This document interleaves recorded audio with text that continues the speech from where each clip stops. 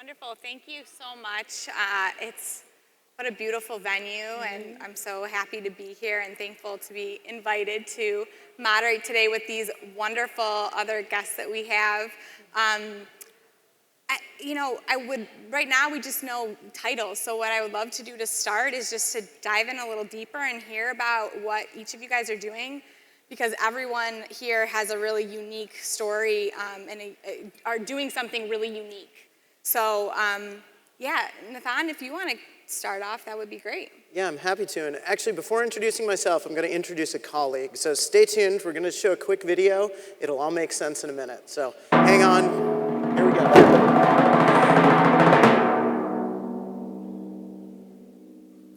Whether your son of a bitch boss has you working late or you're stuck behind a 105-year-old lady doing 7 in the fast lane, breathing exercises are a subtle yet manly way to combat stress and anger. Watch as I demonstrate. Close your eyes and take a deep breath through your nose.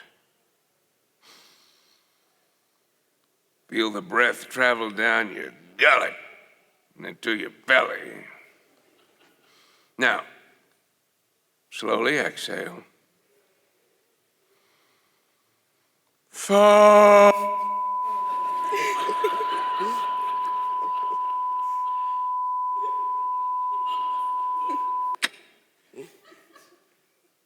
Again.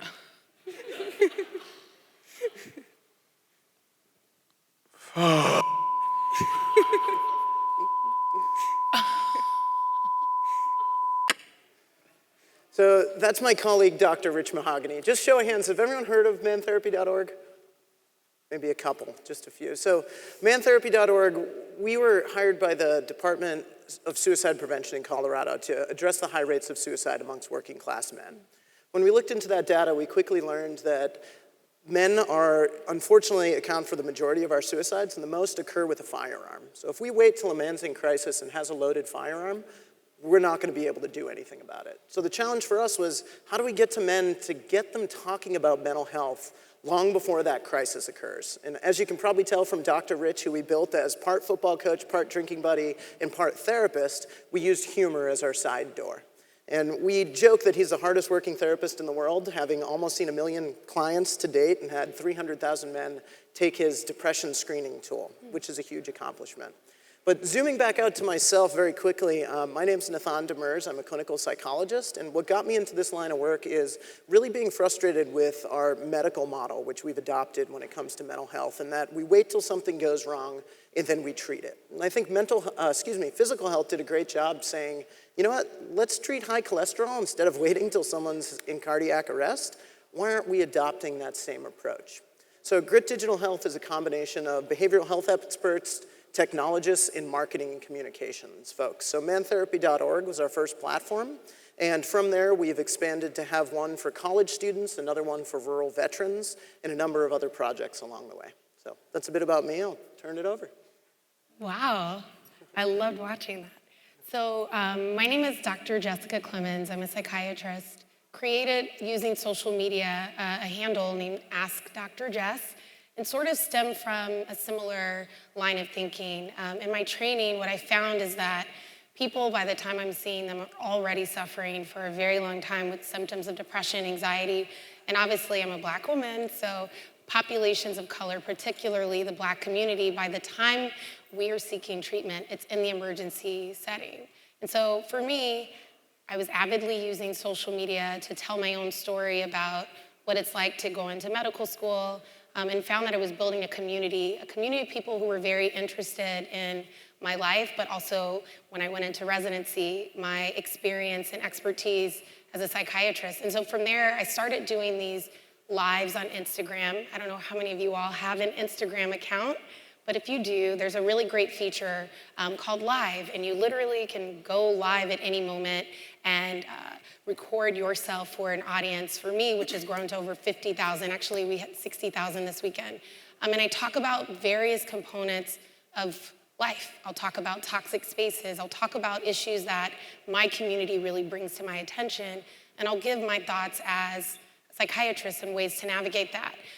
Using that platform, it's really led me to be recognized in my community, but also kind of nationally. So I did one of the first ever live therapy sessions on VH1 with a member of the Black community, a prominent entertainment radio jockey who has experienced PTSD, also really found therapy to be very helpful in terms of his own life and recovery.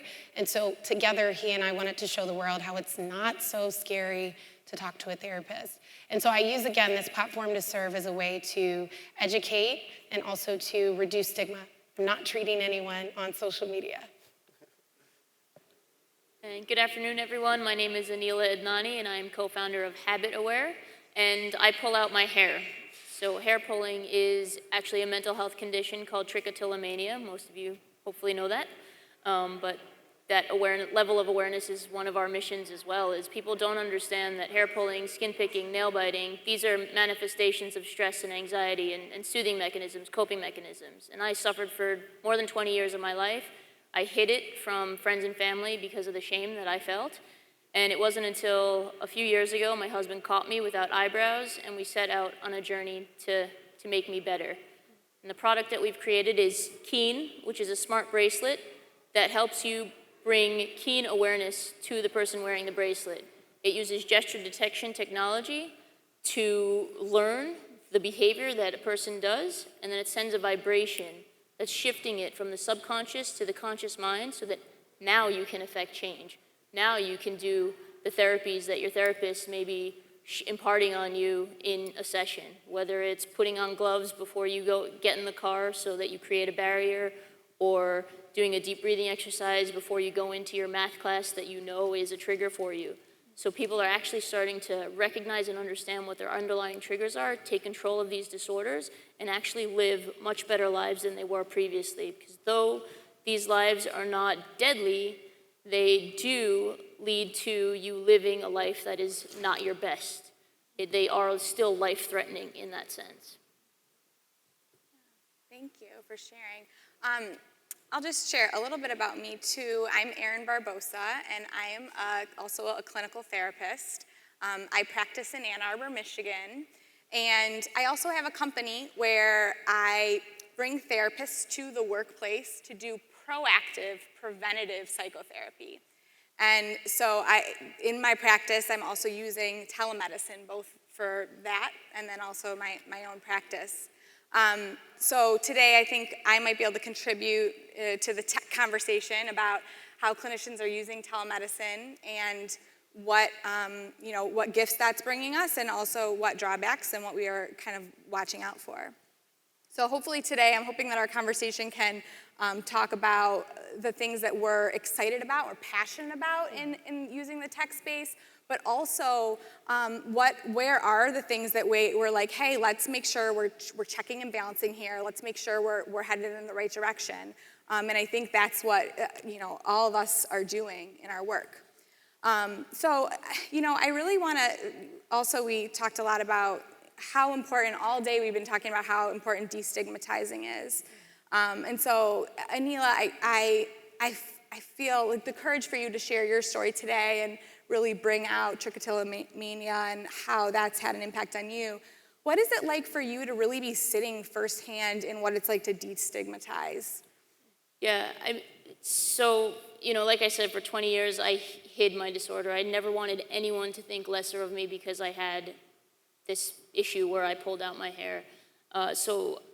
But in order to create this bracelet, I had to not only share my startup idea, which is very difficult, you're always that sense of fear, but also that I had this condition. And what it actually made me realize was the moment you do start sharing, you shed so much baggage that you really then can actually go on that journey to recovery.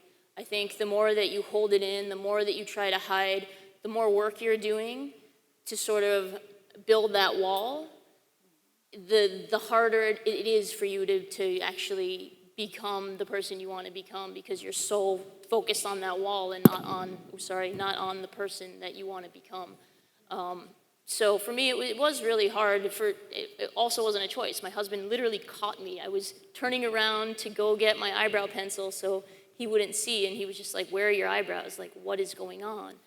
And I was a deer in headlights, but I could not in that moment think of an excuse. And at that moment, the truth was the only thing that could come out.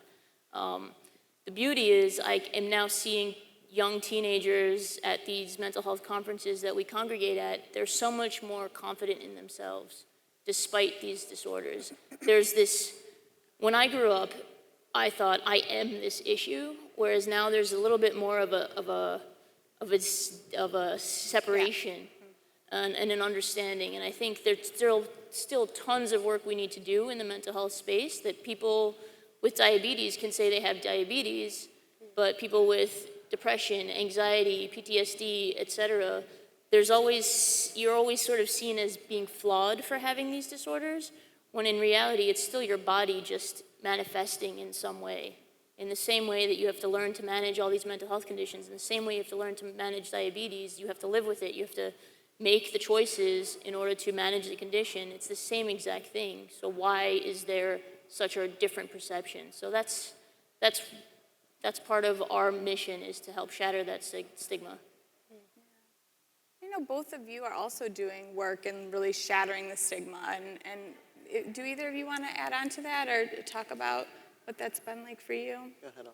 Yeah, sure. I think, for my experience, going from, starting medical school, imagining I would not be a psychiatrist because of my own biases that come from living in the South, growing up in the South, having, being a Black person, this was the last thing that I thought I would do because of stigma. And I think stigma is really obviously a mark of shame, and it's a lot to do with misinformation. And also, at a time when there wasn't the amount of technology that we have to make things treatable, manageable. And so, again, what I use social media for is just to start this conversation in a way that makes people feel safe, so that they can feel comfortable enough to consider that maybe they need help. And a lot of it is just me being myself, using music, using things that people can relate to as a way to engage.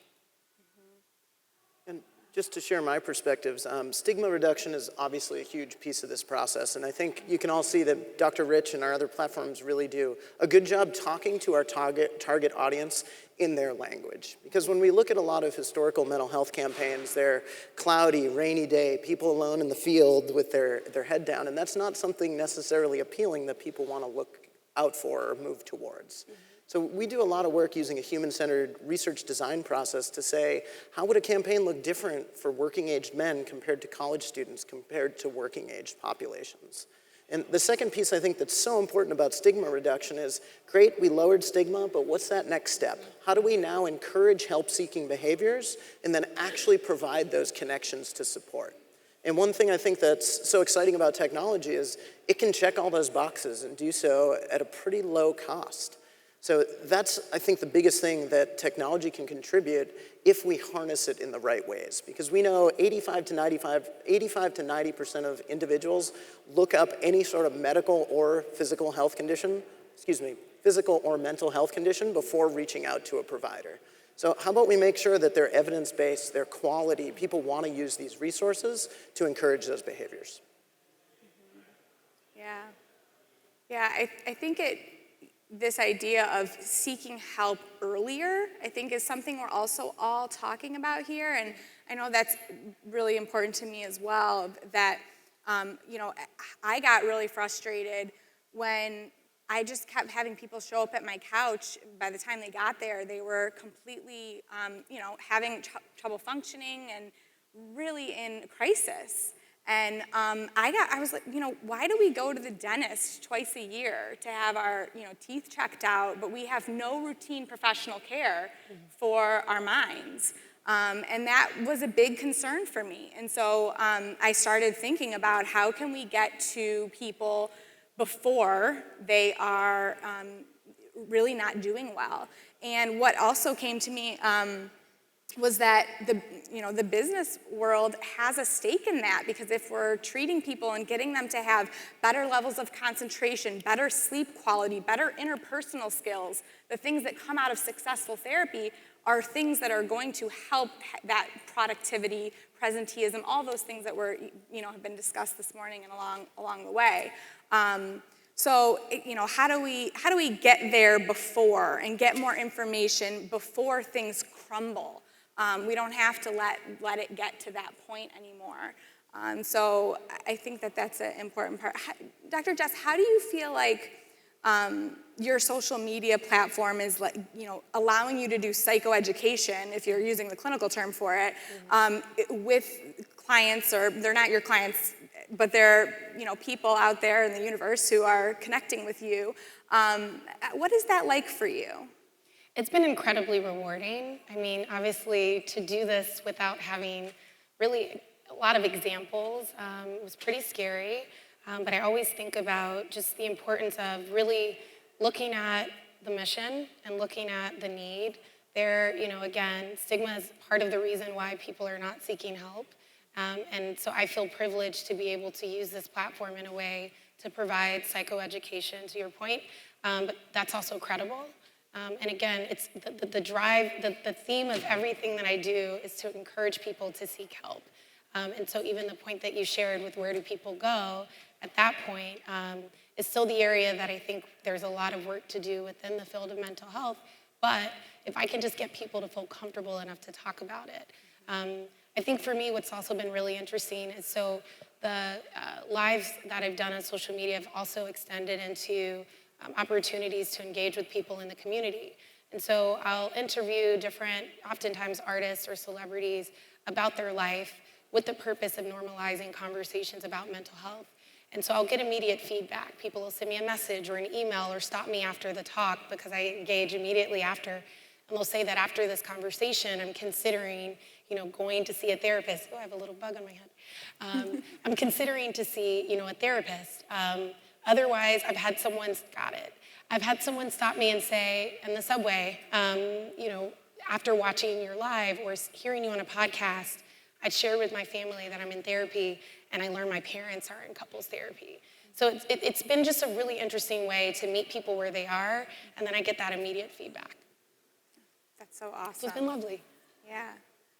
What has it been like for you in terms of, are you getting immediate feedback, or what kind of reward are you getting back from what you're doing? Yeah, it's really different being a clinician where, my client was right in front of me and you get that direct feedback and relationship. But I can say with mantherapy.org, there isn't a week that goes by that we don't get some sort of email from, on one end of the spectrum, we actually have a voicemail from a man who called and broke down in tears saying, "Your website saved my life last night. I had a loaded gun, I found your site, I ended up clicking the red phone on the site, reaching out to Suicide Prevention Lifeline." If we can do that 1, 10, 20, 30, 100, more than that times, that's incredible. And when it comes to our college platform, one thing I'm most proud of with that is that we shifted from being just a mental health platform to being a well-being platform. And the feedback that I get there is purely engagement, in that when we're at a university of 30,000 students and we have 29,000 students using our platform, working on their mental health and well-being, and understanding that mental health is for everyone. There isn't a group of people that mental health is for and someone else it's not. We're all in this pool together. That's really meaningful feedback for myself. Mm-hmm. All right, so I'm going to shift to a little bit more of a challenge here. I want to ask you, what about what you're doing concerns you? Where do you feel like you're okay, we kind of have to watch what we're doing, or where things get a little bit confusing? And I know kind of all of you have that part of what you're doing. So if you could, speak to that, that'd be great. I can start, sure. So, I think start with the hardest one, sorry. The reality is what we're all doing is we're trying to build awareness. We're trying to shatter stigma. We're trying to connect people to resources. We're trying to help people take control of things that are in their lives. But there's always that fence, if you will, of are we treating or are we not? And so for us specifically, we have an Nih Research Grant that we are using to prove efficacy and clinical validation, and to now start incorporating evidence-based treatments into our app. So we're getting to that point more of validation, if you will. Right now, it's more on building a community and sharing that power of awareness. It's still a choice. You can continue pulling your hair once the bracelet goes off, once HabitAware makes you aware, or you can use those tools. And really, it is about well-being, ultimately, at the base. It's about building that toolkit now so that when something bad happens in your life, that traumatic event or whatever it may be that inevitably, quote unquote, turns on the mental illness for you, you have been leveraging all of these tools your entire life that you won't be hit so hard when something happens, whether it's a death in the family or a car crash or you lose your job or whatever it may be. For me, I just seem to have the grooming gene turn on high, And so how do I build awareness of what my hands are doing? Because they are being fed by my thoughts. And I have OCD intrusive thoughts, I have anxiety, I have other things going on in my mind that manifest. And so for me, that challenge is that fence, if you will, of we are helping people build awareness. We are not treating them, but we want to get onto that path. We are working with well-renowned clinicians and researchers to build out a product to do that. Very cool. Yeah. Yes, order. So for me, the American Psychiatric Association actually encourages psychiatrists to use social media as a way to educate. And so, I'm kind of in the front lines doing that. I think for me, one of the concerns that I do have and I think about is by sort of branding myself as Dr. Jess. Ask Dr. Jess, is this realization I can't treat everyone. And I do get messages from time to time where people are interested in, seeing me for treatment.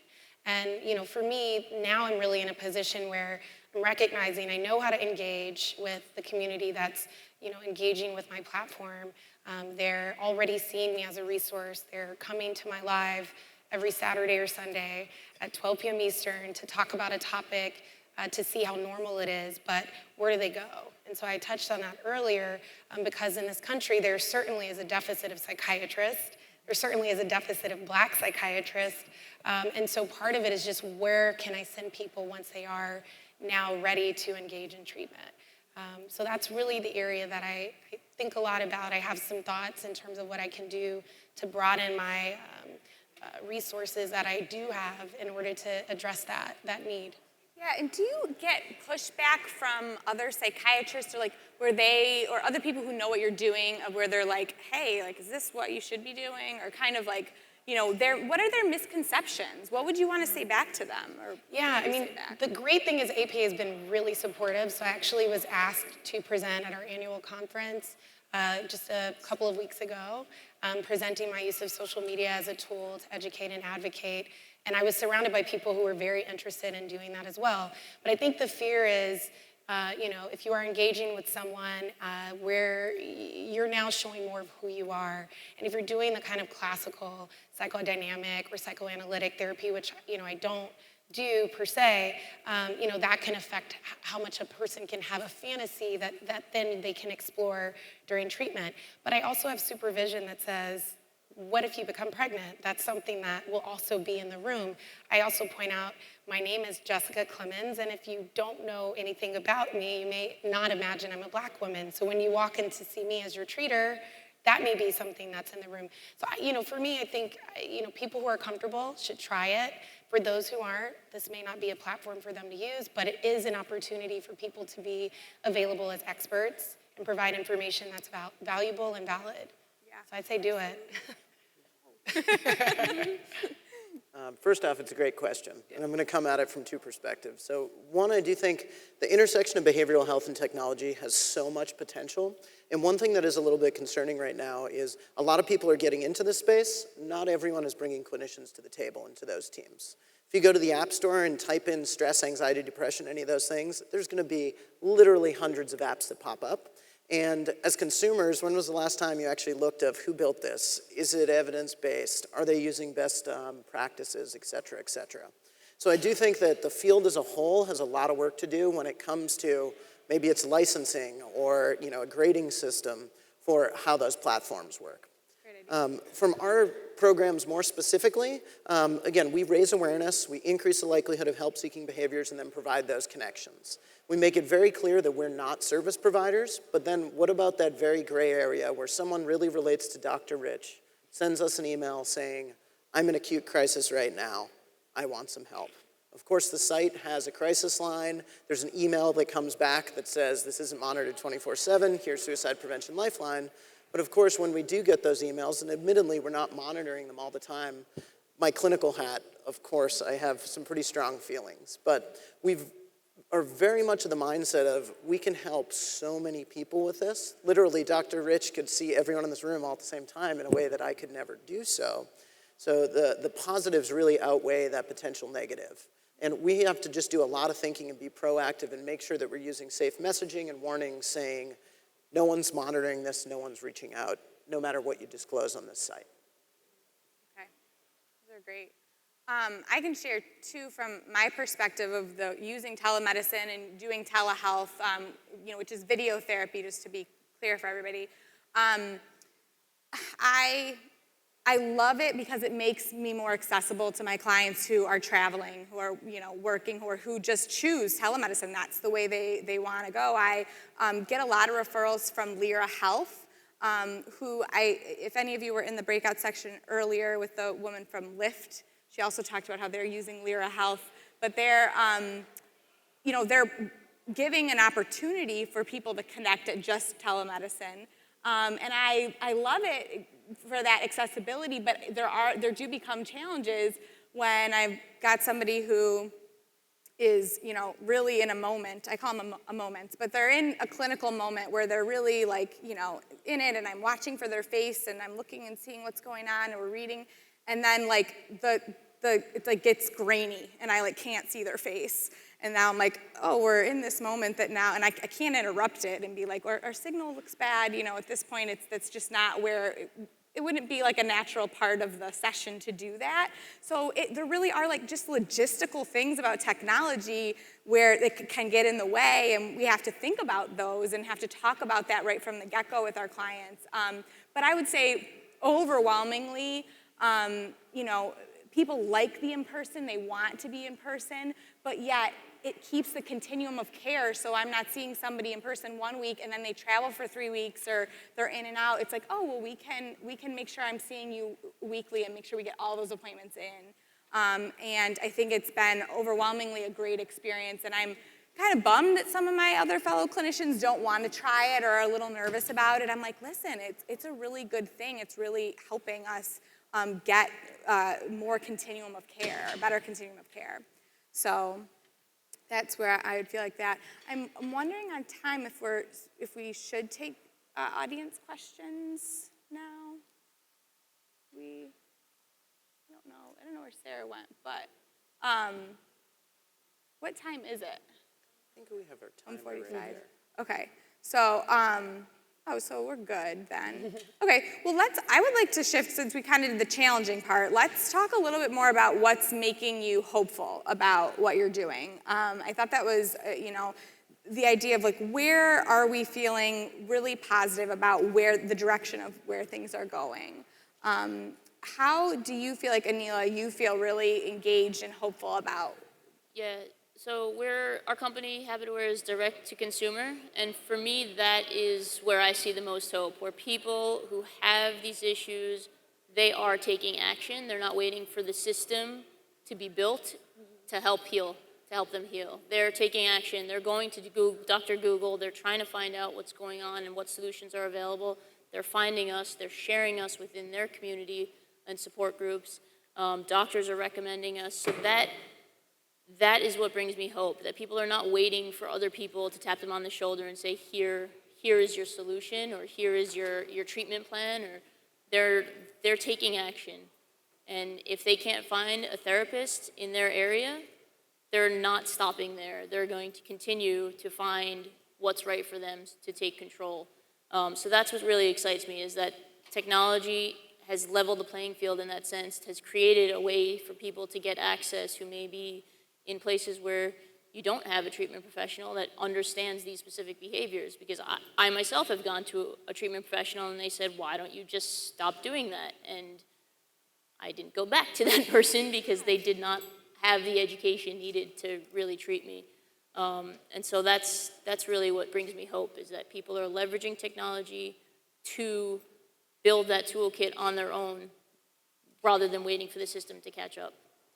And that is, actually connects right into the telemedicine, because if my son has a specific disorder that only is, the best expert is in New York, I want to be able to do that telemedicine without needing to travel back and forth. And I think because in the mental health world, there's such a wide variety and such a vast, different specialties, it's important to kind of be able to have that access.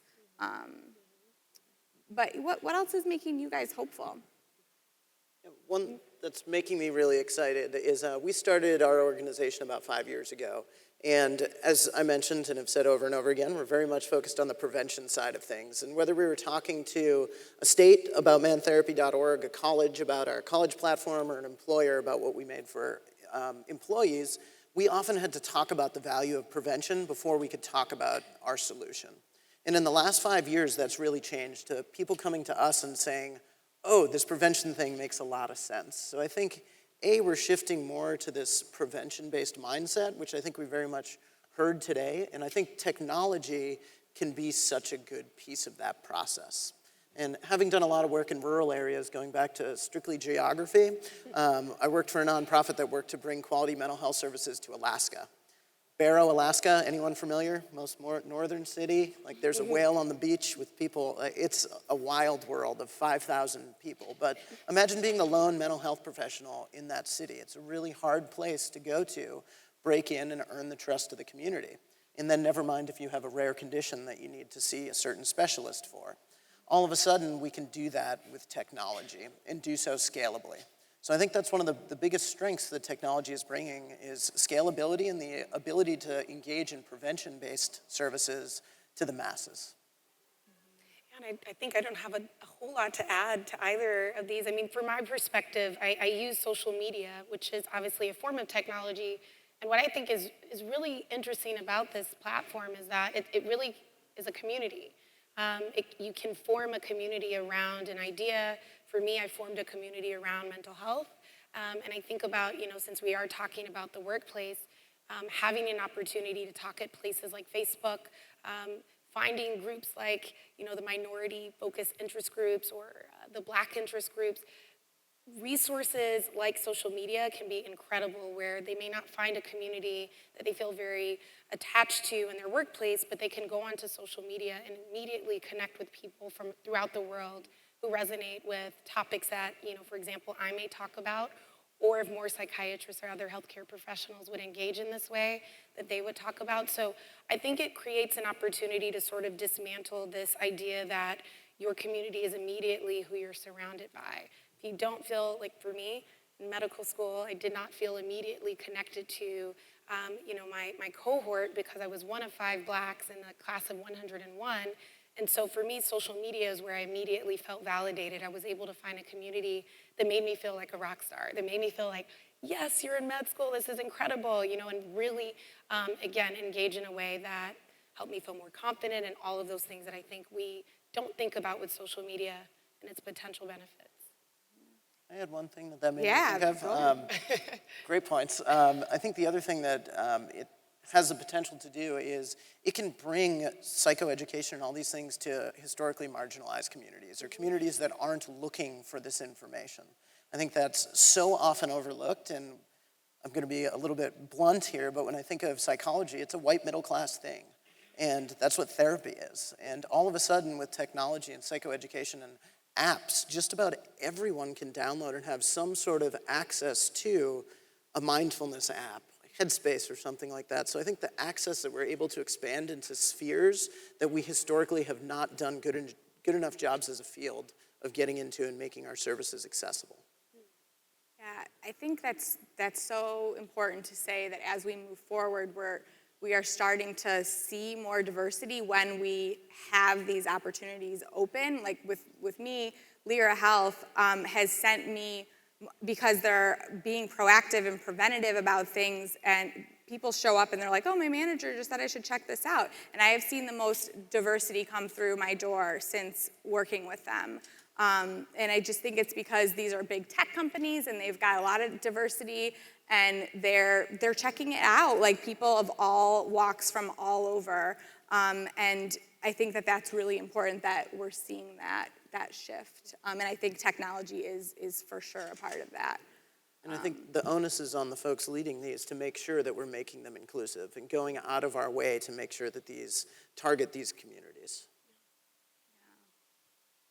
So what else do you feel like you would want to make sure the audience would know about what you're doing, or anything that you feel like is, I think I used the word misunderstood earlier, but what is not being understood? What is not being understood about what you're doing? Because I think a lot of it seems scary to like the traditional therapists out there, or even to maybe to the clients. I'm not sure. Is there anything about that for you, Nathaan? Yeah, I'm happy to jump in, and again, putting on the nerd psychologist clinician hat for a second, I think one thing that's really misunderstood amongst providers, change is hard in healthcare. I don't think that's surprising to anyone in the room. But when we talk about technology, I think people say, or clinicians say, don't take my job. And I think clinicians have this false notion that telehealth is somehow going to swoop in and solve all the mental health problems that we experience, when that could not be more far from the truth. When I think of walking into CVS or Walgreens and you see, the arm pressure blood cuff, that's not taking the place of a doctor. That's actually helping get more of the right people to the doctor sooner to support those conditions. So I think we really have to look at technology as a part of a continuum of care. And in my opinion, if we do this right, we'll actually have more people seeking services at the right time. And ideally, we can have more people presenting with mild anxiety, depression, and trauma, rather than having that, the average onset of symptoms to treatment now is 8 to 10 years. We can drastically change that right now with technology, because whether we like it or not, everyone has a smartphone in their pocket here. Or I would argue almost everyone does. Does anyone not have a smartphone in their pocket right now? No. Maybe one? Okay. You don't have to raise your hand if not, but I'll safely say the majority of folks have access to this. So I think that's one huge misunderstanding that we as clinicians need to do a better job of conveying with our colleagues, and at the end of the day, our communities.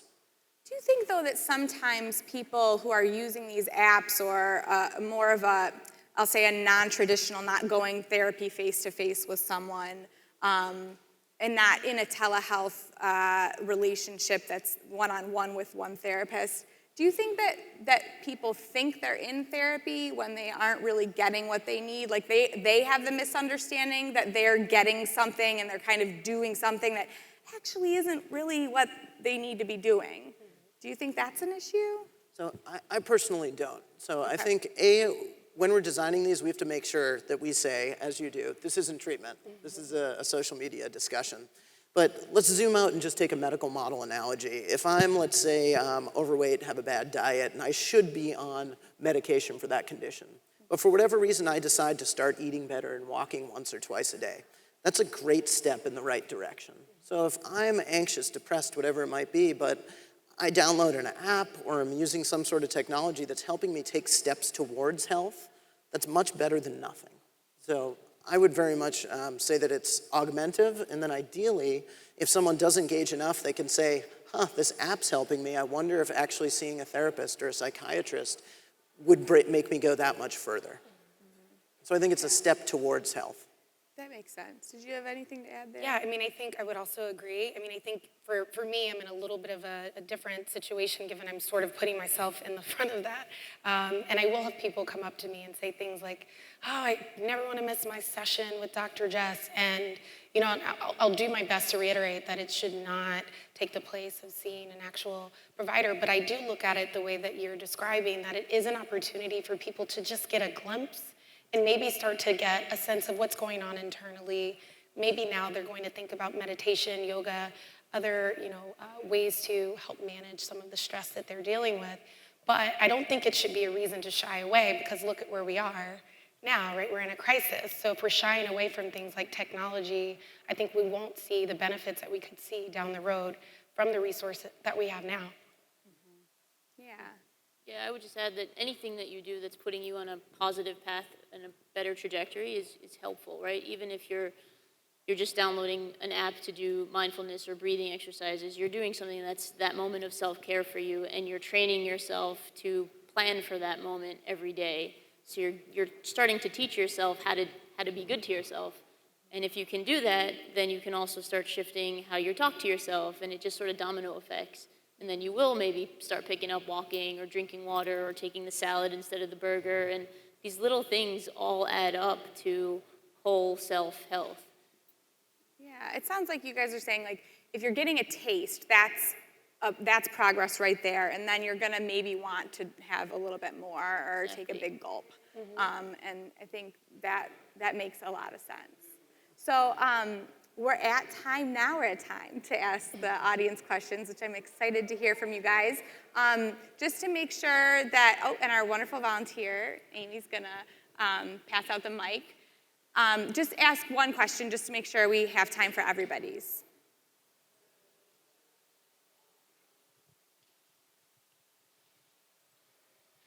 Hi, I'm Atul Desai from Consciously Unbiased. So you guys each do amazing work, sort of, shattering stigma, raising awareness. Who else would you want at the table to partner with you to take this to a bigger discussion? Because I feel like we're at a moment in the US particularly when we could sort of elevate this discussion around stigma reduction to a much bigger public discussion. So who else would you want to partner with you? I'm happy to take a first swing. So again, coming very much from the clinical world, then working in the nonprofit world, and now jumping into this world, one thing that I have learned through and through is that we as mental health professionals, as mental health advocates, we can't solve this problem ourselves. We need experts in marketing communications. We need folks to help distribute this. And I think having folks like large corporations being willing to work this from the top down is really what's going to drive change. And for example, the colleges we work with and the corporations that we work with who are adopting this upstream well-being mindset are what ultimately is implementing the change. Because I don't think going direct to consumer, and a lot of research shows that unfortunately we as consumers don't want to spend money on apps for our mental health. We'll do anything for our kids, we'll do anything for a friend, but we won't spend those dollars on ourselves. So we need to find those community partners who can help distribute and share a lot of our ideas when it comes to these platforms. I will echo that. It's business leaders. I found over and over again, the people who are interested in what I have to offer are business leaders who've gone to therapy themselves. I know when I am in a meeting and I'm talking about this, I can tell whether they've been in therapy or not, like whether they get it. If they get it and they have experienced how therapy can have an impact on so many aspects of their life, they are like, yes, this is something that makes sense. It makes sense that this is going to contribute to an ROI that I'm not even thinking about.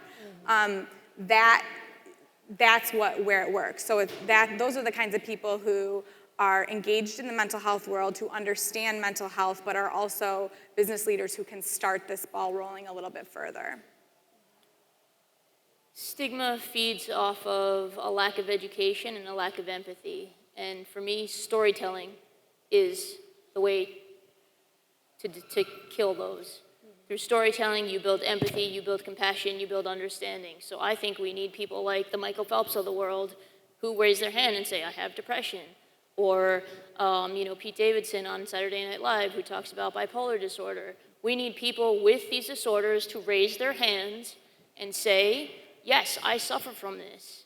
And if you look back to the 1940s, people with cancer were holed up in rooms because they were suffering and no one understood what was going on. Fast forward to the 70s, there's more education, there's more compassion, there's more skills and solutions, and now, unfortunately, the word is still in our vernacular. But that is really how we shatter stigma. It's through storytelling, it's through building that human connection. It's so that when I look at you, I don't just see a guy with glasses and, a cool watch but I see the human in front of me that is probably suffering from something that I will never understand, but we are both human and we both deserve respect, we both deserve love, we both deserve health, and I think that is how we shatter stigma.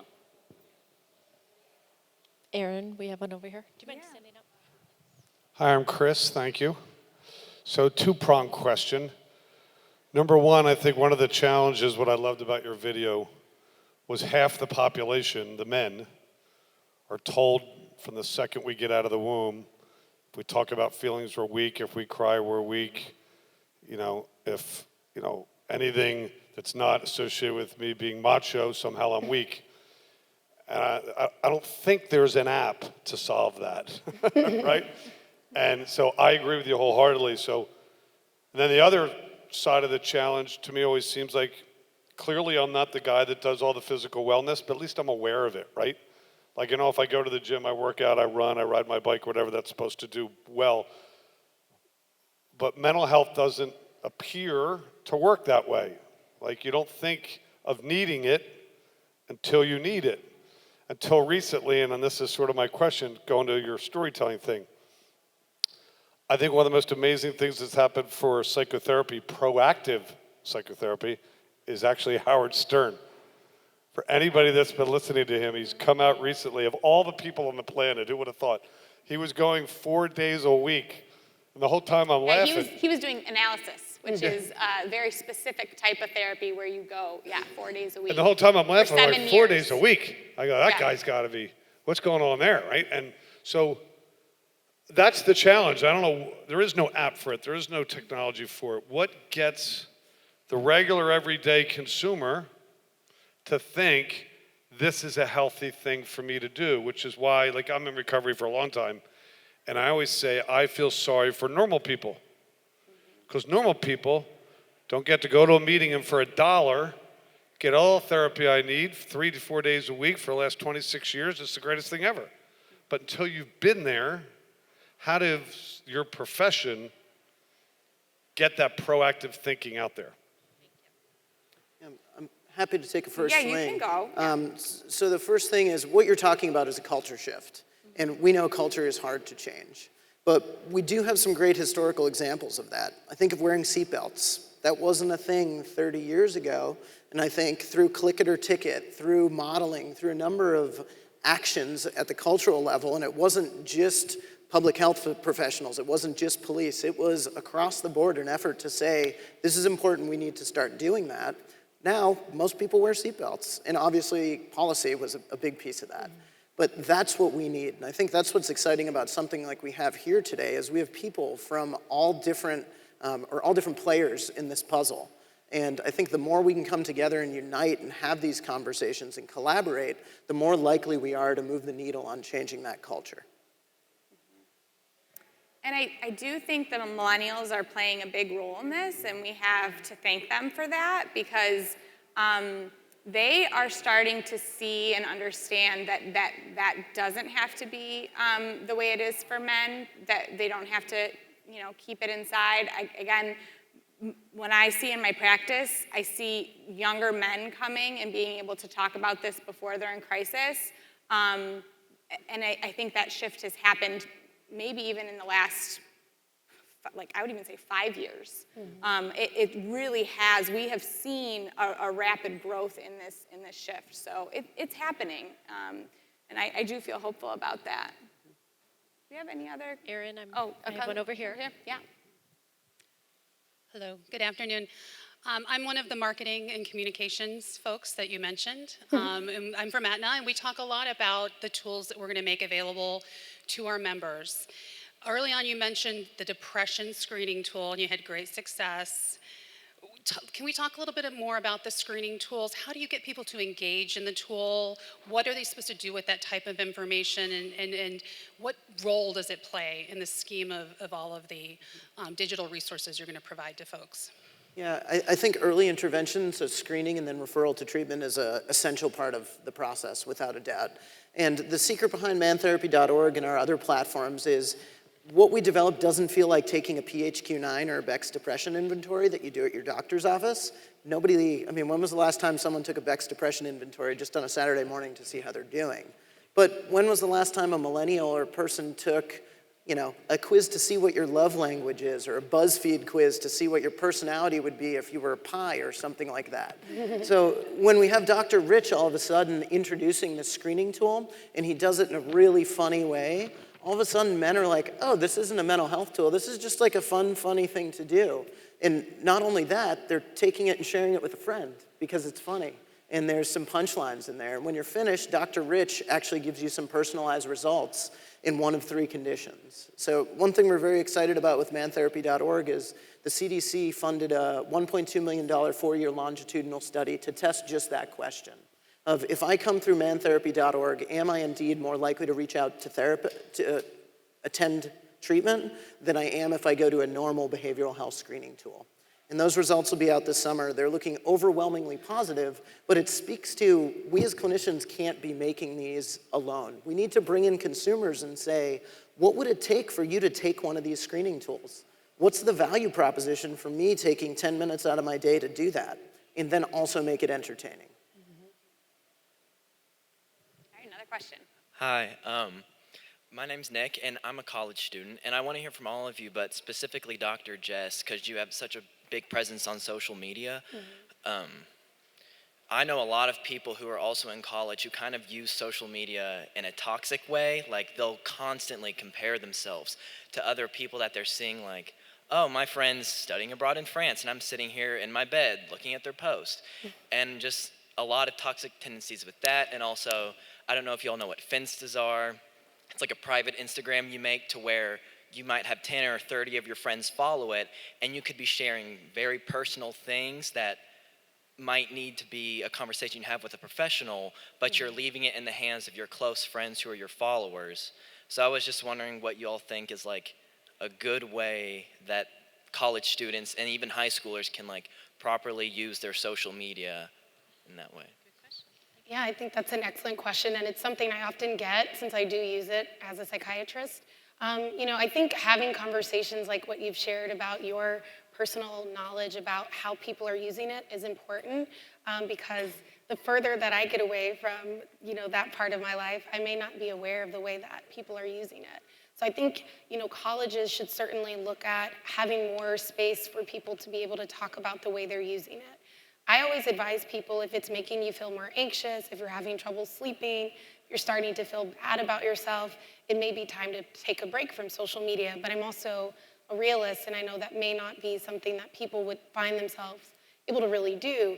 So I think it's just important to be as open as we can about what people are experiencing.